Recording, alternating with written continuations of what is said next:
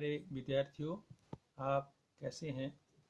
मैं मनोहर लाल गणित का अध्यापक हूं और आज मैं कक्षा 7वीं के लिए गणित का पहला अध्याय जिस पूर्णांकों के बारे में बात करूंगा। पूर्णांकों को शुरू करने से पहले हम कुछ संख्याओं के बारे में बात कर लेते हैं। तो सबसे पहले हम सम संख्याओं के बारे में बात करेंगे कि सम संख्याएं क्या, कौन सी संख्याएं होती हैं। वे संख्याएं जो दो से भाग हो जाती हैं उन्हें हम सम संख्या कहते हैं। उदाहरण के लिए 2, 4, 6, 8, 10। तो जैसा कि आपने देखा, ये सारी की सारी संख्याएं जो हैं दो से भाग हो जाती हैं, इसलिए हम इन्हें सम संख्याएं कहते हैं। इसके बाद हम बात करते हैं विषम संख्याओं की। विषम संख्याएं कौन सी संख्याएं होती हैं? वे संख्याएं जो दो से भाग नहीं होती हैं।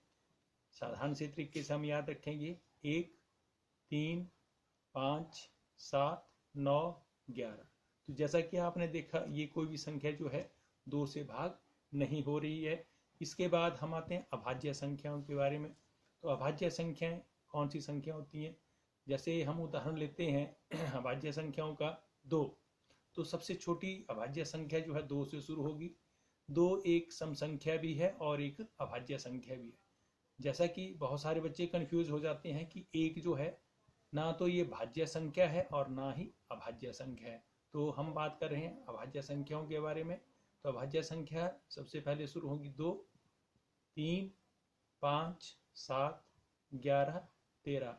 इस तरह से हम आगे चलते जाएंगे। तो हमने ये देखा कि अगर हम इन संख्याओं के गुणफल करेंगे या गुणखंड करेंगे तो इनका केवल एक ही गुणखंड बनेगा। तो इसको हम बोलेंगे, जैसे हम 2 करेंगे 2 गुणा 1, 3 गुणा 1, 5 गुणा 1, 7 गुणा 1। तो देखा आपने, यहाँ पर जब भी हम इसके गुणफलों की बात करेंगे या गुणखंडों की बात करेंगे तो इसका केवल एक ही गुणखंड आएगा। तो ये हमारे पास जो थी अभाज्य संख्याएं थी। अब हम बात करते हैं भाज्य संख्या। भाज्य संख्याएं वे संख्याएं होती हैं जो किसी भी संख्या से भाग हो जाती हैं।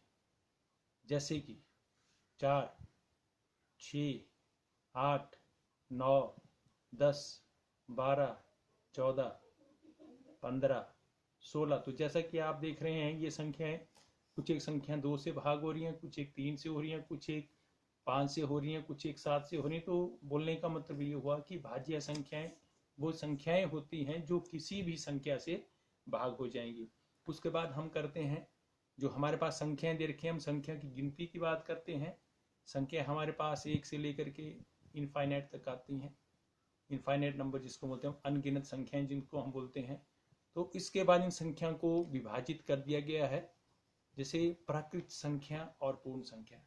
ज़्यादातर बच्चे कंफ्यूज हो जाते हैं कि प्राकृतिक और पूर्ण संख्या में क्या अंतर है। तो सबसे पहले मैं छोटी सी एक परिभाषा बता देता हूँ उसकी। जो प्राकृतिक संख्याएं हैं वो 1 से स्टार्ट होती हैं, जैसे 1, 2, 3, 4, 5 लगातार चलती जाएंगी, और ये हमारे पास जो है अनगिनत संख्याएं हैं।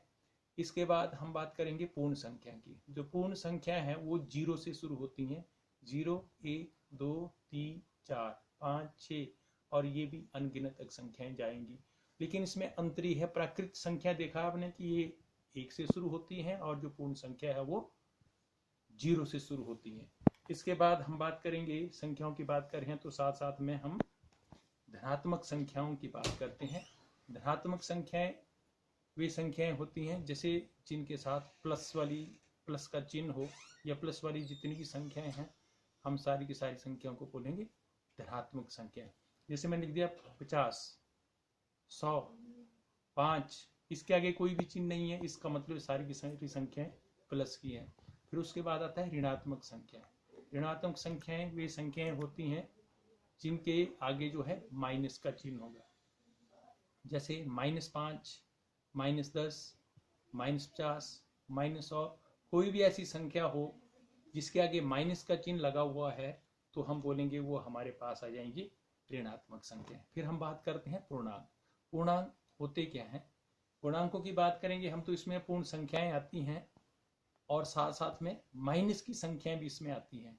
जैसे एक छोटा सा उदाहरण हम ले लेते हैं कि हम शुरू करते हैं -3, -2, -1, 0, 1, 2, 3। तो जैसा कि आपने देखा कि पूर्णांकों की हम बात करें -3 से लेकर के +3 तक जाता है। इसको अच्छी तरह समझने के लिए हम क्या करते हैं, एक संख्या रेखा ले लेते हैं। संख्या रेखा के ऊपर बीच में 0 ले लेते हैं। 0 के दाईं ओर जो है हम क्या करेंगे, प्लस की संख्या 1, 2, 3, 4, 5, 6 लेंगे। और 0 के बाईं ओर जो हम माइनस की संख्या -1, -2, -3 और -4 इस तरह से हम संख्याएं लेंगे। तो इसके द्वारा जो हम एकदम से पूर्णांकों के बारे में जानकारी प्राप्त कर सकते हैं। जैसे अब यहाँ से लिखा मैंने, 0 के बाईं ओर जो है, अगर बच्चों ने याद रखना है, 0 के बाईं ओर जो है वो माइनस की संख्या आएंगी और 0 के दाईं ओर जो है प्लस की संख्या आएंगी, क्रम वाइज। ऐसे नहीं 1, 2, 3, 4, 5 इस ढंग से करेंगे, प्लस की संख्या भी और वैसे ही माइनस की संख्या भी। इसके साथ साथ में जब हम पूर्णांकों पे पहुंच जाते हैं, उसके बाद 7वीं कक्षा के लिए यहाँ पर हम लोग बात करेंगे अब प्रश्नावली की। तो प्रश्नावली करने से पहले चलो एक और संख्या है जो आगे जाकर के भी काम आएगी, परिमेय संख्या के बारे में भी बता देते हैं कि परिमेय संख्या होती क्या है। तो इसकी परिभाषा सिंपल सी है कि वे संख्याएं जिनको हम P/Q के रूप में लिख सकते हैं, जहां पर P और Q जो है पूर्णांक हैं और Q जो है वो 0 के बराबर नहीं होगा।